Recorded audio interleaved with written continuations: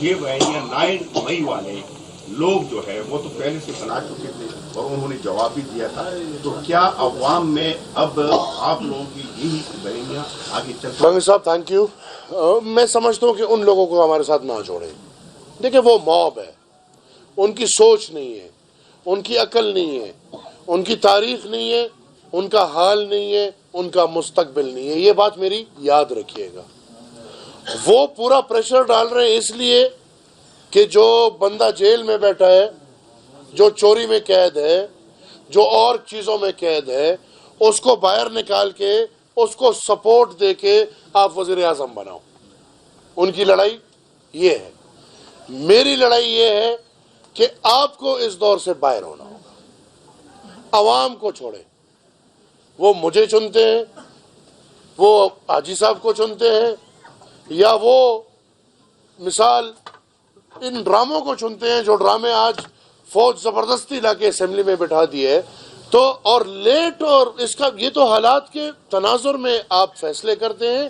اور الحمدللہ جو میں نے یہ بات کی، یہ میں آغاز نہیں، یہ میں ایک ریپیٹ کر رہا ہوں. مولانا فضل الرحمان کے ساتھ باچا خان بابا نے انگریز کے خلاف یہ طبلہ جنگ بجایا تھا. خان عبدالولی خان نے اس اسٹیبلشمنٹ کے خلاف یہ طبلہ جنگ بجایا تھا. میں تو وہی انشاءاللہ اٹھا کے، چونکہ میں سوچ رہا تھا، یار ولی خان کی یہ خواہش تھی کہ ہم پاکستان میں پارلیمان کے اندر رہتے ہوئے اپنے ملک اور قوم کے لیے کوئی کچھ حاصل کر لیں. ہم تو وہ لوگ تھے جو 2002 تک لوگ آپ سے الگ ہونا چاہتے تھے. بنگلہ دیش والے چیخ رہے تھے ہمیں الگ کرو، اور لوگ چیخ رہے ہیں ہمیں آزاد کرو. ہم وہ لوگ ہیں، ہم چیخ رہے تھے کہ ہمیں پاکستان کے نقشے پہ اپنی پہچان دو بھائی، ہمیں اپناؤ. ہمیں اپنانے کو تیار نہیں تھے. ہم بھائی بالکل 9 مئی والوں کو ہمارے سے نہ جوڑیں. ہم ہر قسم کی قربانی دینے کو تیار ہیں، لیکن اور ہم ایک تھپڑ کی مار بھی نہیں ہے.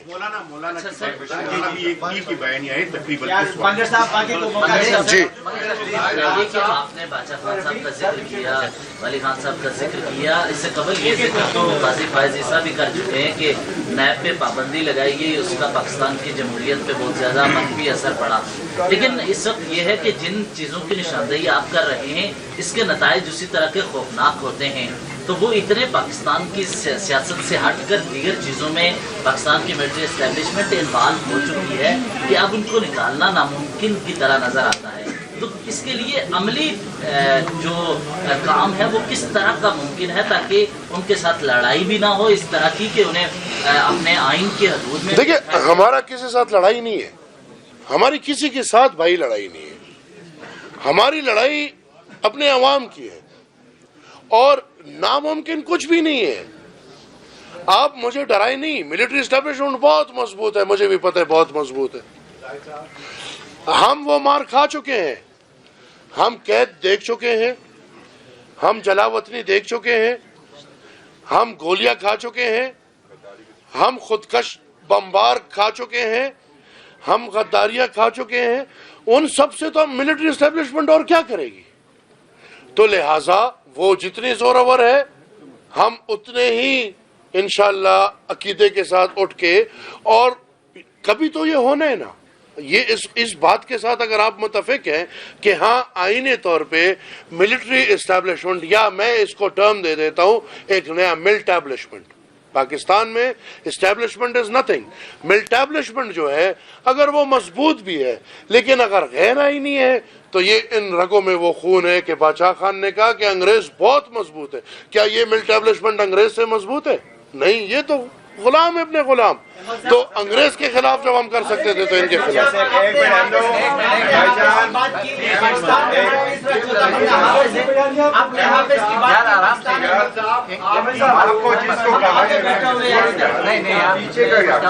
احمد بھائی، آپ کی عوامی کی ایک تاریخ ہے، ایک ہسٹری ہے. آپ بڑے معصوم لوگ ہیں اور آپ کی ایک جدوجہد کی بھی ہسٹری ہے. اور آپ یہ جو بات اب کر رہے ہیں، یہ میرا خیال ہے کہ پاکستان کی قوم بھی اس نتیجے پہ پہنچ چکی ہے کہ اب ان طاقتوں کو اٹھا کر باہر پھینکا جائے، جن اداروں کے اندر ان کا کام نہیں ہے ان سے. لیکن نیشنل پالیٹکس میں ہم یہ دیکھتے ہیں کہ جب پی ڈی ایم اسٹرگل کرتی ہے فیض حمید رجیم کے خلاف، تو آپ پیپلز پارٹی کے ساتھ چلے جاتے ہیں جو اگین اسٹیبلشمنٹ کے ساتھ ہاب نابنگ کر رہی ہوتی ہے, بات چیت کر رہی ہوتی ہے. اسی طرح ابھی بھی آپ کا موقف ایک بڑا کلیئر ہے, جو دھاندلی کے حوالے سے بڑی آپ نے پرٹیننٹ باتیں کی ہیں, لیکن ہم یہ دیکھتے ہیں کہ نیشنل لیول کی پالیٹکس میں آپ ان جماعتوں کے ساتھ چلے جاتے ہیں جو اسٹیبلشمنٹ کی بی ٹیمیں. تو کیا آپ کے میسج کو قوم کیوں سنجیدگی سے لے کے آپ پورے ملک کو لیڈ کریں گے, جبکہ آپ دوبارہ انہی لوگوں سے ہاتھ ملا لیتے ہیں جو ان کے بندے ہیں؟ تھینک یو ویری مچ جی. اور یہ بہت بنیادی سوال ہے.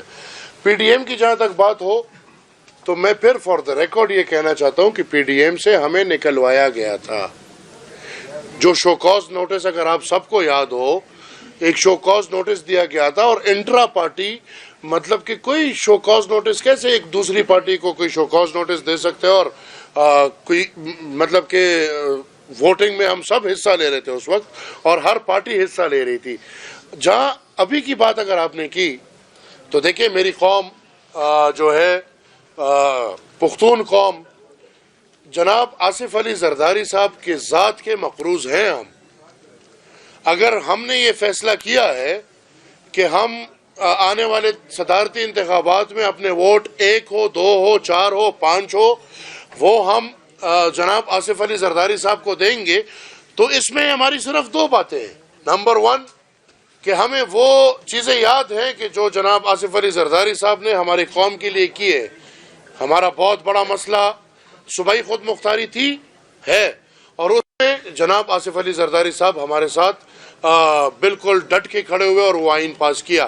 اور اگر آج بھی ہم جناب آصف علی زرداری صاحب کو صدارتی ووٹ دے رہے ہیں تو اس امید پہ کہ جو پاکستان میں باتیں چل رہی ہیں کہ 18ویں آئینی ترمیم کے خلاف کوئی کچھ کام کرے گا, تو انشاءاللہ میں یہ امید رکھتا ہوں کہ جب تک سائیں حاکم علی زرداری کا فرزند جناب آصف علی زرداری صاحب ہوں گے تو 18ویں آئینی ترمیم کو کوئی نقصان نہیں ہوگا. محمد صاحب, آپ نے حافظ کی بات کی, پاکستان میں ہر چوتھا بندہ حافظ ہے, تو کس حافظ کی بات کر رہے تھے؟ اور دوسرا, جو عسکری پارلیمنٹ کی آپ نے بات کی, تو کیا موجودہ وزیر اعظم بھی عسکری ہے؟ اور آج جو آپ نے پریس کانفرنس کی, تو کیا آپ کو یہ ڈر نہیں ہے کہ رات کو آپ کے گھر پہ چھاپا بھی پڑے گا؟ تھینک یو جی. محمود خان کے پڑ چکا ہے جی, محمود خان کے گھر پر چھاپا پڑ چکا ہے. چلو جواب دو. Thank you. آپ کے سوالات میں سب جواب ہے. علی خان صاحب, آپ نے ملٹری اسٹیبلشمنٹ کو باہر نکالنے کی بات کی, لیکن آپ نے سپریم کورٹ اور چیف جسٹس کا بھی نام لیا, تو آپ کا راستہ کیا ہوگا؟ آپ روڈوں پہ احتجاج کریں گے یا آپ سپریم کورٹ؟ مزاحمت کیا ہوتی ہے؟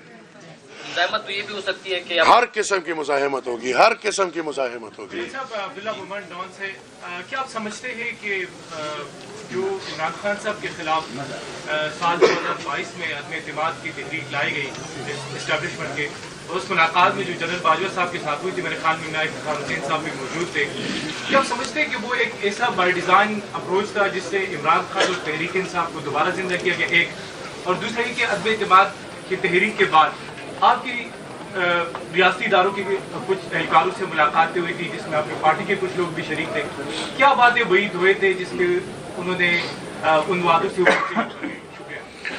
دیکھیں, ملاقاتوں کی اگر کوئی بات ہوگی مجھے تو نہیں پتا, میں تو ان ملاقاتوں میٹنگز میں خود نہیں تھا جو اسلام آباد میں ہوئی ہیں. دیکھیں, اگر ہم عدم اعتماد پہ جا کے دیکھیں, جو سب سے عدم اعتماد میں ایک پازیٹیو چیز کہ جو 15 سالہ پلان تھا وہ پلان ختم ہے. اگر وہ عدم اعتماد نہ ہوا ہوتا, آج فیض وہ ہوتے, چیف ہوتے, عمران آپ کا وزیر اعظم ہوتا, اور جو پلان تھا وہ سب کے سامنے کھلا پڑا ہے کہ پھر صدارتی نظام آتا اور عمران پھر صدر ہوتا, اور کون سا ایک اور باجوہ ہے جو اس کو باجوہ تھا کہ پتہ نہیں کون سا آگے, اس کے بعد کوئی اسی رجیم کا کوئی جرنیل تھا, اس نے پھر عاصم باجوہ, اس کو پھر چیف ہونا تھا. تو لہٰذا میرے خیال میں وہ جو چیز تھا, it was a blessing in disguise in that matter, کہ وہ پلان تو سارا ادھر ہی ٹس سے مس ہو گیا. ہم یہ سمجھ رہے تھے کہ وہ پلان ٹس سے مس ہو گیا, بیچ میں ایک اور بندہ آ گیا, یہ شاید اتنا کر لے کہ چلے عوام کو اپنا اختیار دے دیں گے. لیکن بدقسمتی سے جو پھر بیچ میں بندہ آ گیا, اور اس کے ہوتے ہوئے جو انتخابات ہوئے ہیں اور میں یہ بھی وضاحت چاہوں گا، آپ کے سوال میں مجھے یہ بھی بات واضح ہے کہ کم سے کم ہمارا آرمی چیف یہ بھی وضاحت کرے کہ 7 دن امریکہ کا دورہ جو انہوں نے لگایا الیکشن سے پہلے اور امریکہ میں ان کی ملاقاتیں ہوئی، ان میں کیا کیا ملاقاتیں ہوئی اور پاکستان کے لیے کیا پلان لے کر آئے ہیں۔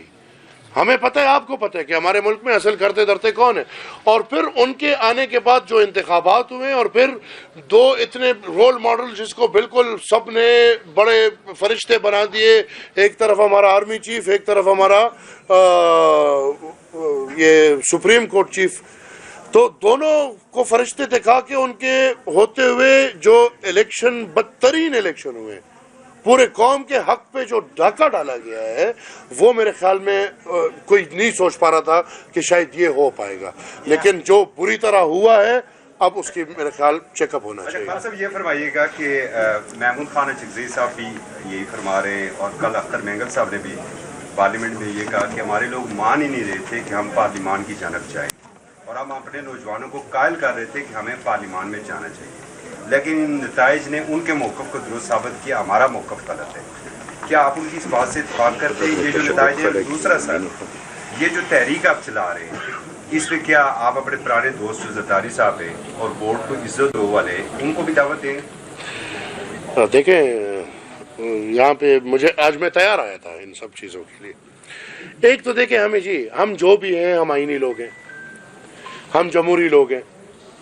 میں یہ فخری طور پہ کہہ سکتا ہوں کہ باچا خان بابا نے 1921 میں ایک تحریک کا آغاز کیا، اور اس تحریک کا بنیاد یہ تھا کہ پختون جو ایک موب ہوا کرتا تھا، اس موب کو ایک قوم میں ٹرانسفارم کرے اور اس قوم کو جمہوری بنائے۔ اب بالکل ان کی بات ٹھیک ہے، دوسری طرف سے یہ کوشش ہمیشہ ہوئی ہے، انگریز کے وقت میں بھی ہوئی ہے، انگریز کے جانے کے بعد، پاکستان کے بننے کے بعد وہی آئیڈیالوجی ادھر تک مینٹینڈ ہے کہ بھائی ان قومیتوں کو، وہ اگر بلوچ ہے، وہ اگر پختون ہے، تو ان قومیتوں کو آپ قوم نہیں بلکہ موب ہی رکھے، لیکن نہیں، ہم اس کے فیور میں نہیں ہیں۔ میں آج بھی کہوں گا کہ انتخابات میں حصہ لیں گے، میں آج بھی کہوں گا کہ آنے والے انتخابات یا جب بھی ہوں گے اس میں عوامی نیشنل پارٹی ہر قسم کا حصہ لے گی۔ میرا تو جو بات ہے وہ یہ ہے کہ انتخابات میں یہ نہیں کہ ہم حصہ نہ لیں، ہمیں تو حصہ لینا ہے، جن کو نہیں لینا چاہیے وہ حصہ نہ لے، وہ اس سے پیچھے ہو جائے، وہ اپنا کام کر لے، اور انشاءاللہ دعوت میں ہر کسی کو دوں گا۔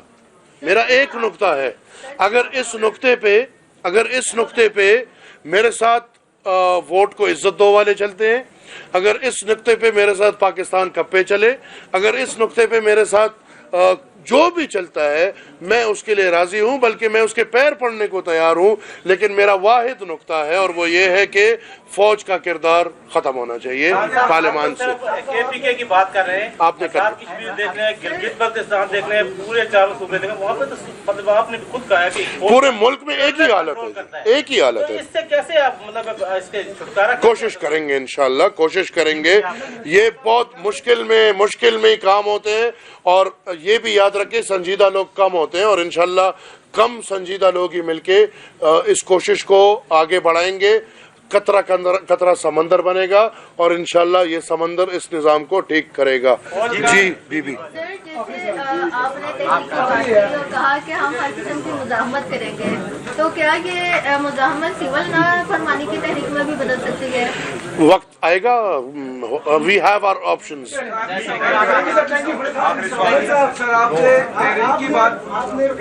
میں یہ کویشچن لے لوں پھر آپ کو آتا ہوں۔ I'll take these 2 questions۔ سر یہ بتائیں کہ تحریک چلانے کی بات کی ہے، تو تحریک چلانے کا کوئی ترتیب، کوئی پلان، پہلا اسٹیپ آپ کا کیا ہوگا؟ ہم اپنے طے پہ ہم شروع کر چکے ہیں، ہم سٹرائکس بھی کر رہے ہیں، ہم انشاءاللہ اپنا تنظیم سازی بھی کر رہے ہیں، اپنا نظم و ضبط بھی لا رہے ہیں۔ عوامی نیشنل پارٹی بطور خود میں اور سارے میرے پارٹی کے جو رہنما ہیں، ہم انشاءاللہ اپنے لوگوں میں جا کے انہی باتوں کی تشریح بھی بار بار کریں گے، اور پھر ہم باقی لوگوں سے بھی مل رہے ہیں، باقی پارٹیوں سے بھی مل رہے ہیں، باقی قوموں سے بھی ملیں گے، اور انشاءاللہ ایک وقت آئے گا جب سب ایک زباں ہو کے یہی ڈیمانڈ کریں گے۔ آپ نے باتوں میں کہا پریس کانفرنس میں کہ کچھ رابطے کس سے ہوئے، اور جب سے آپ نے یہ نعرہ بلند کیا کہ بارڈر جاؤ، تو آیا کسی نے آپ سے کوئی رابطہ کیا کہ مفاہمت کی طرف آ جاؤ، مزاحمت چھوڑ دی؟ नहीं, मेरा नहीं ख्याल जी। राब्ता आप जो कह रहे हैं, क्या बात मैंने बात की? हालांकि आपने वो क्लियर नहीं किया कि सियासी राब्ते जी, हम तो सियासी लोग हैं, सियासी राब्ते होते हैं। इशू का सवाल है सर, हम फॉर्म 45, 47 में उलझे हुए हैं और पार्लियामेंट भी आजकल जो कुछ हो रहा है कौम के सामने है। इस वक्त कच्चे के डाकू बहुत एक्टिव हैं सर, और रोजाना दर्जनों कंटेनर्स के ऊपर फायर। आपको कच्चे वालों की डर है, मुझे पक्कों वालों की डर है। Thank you.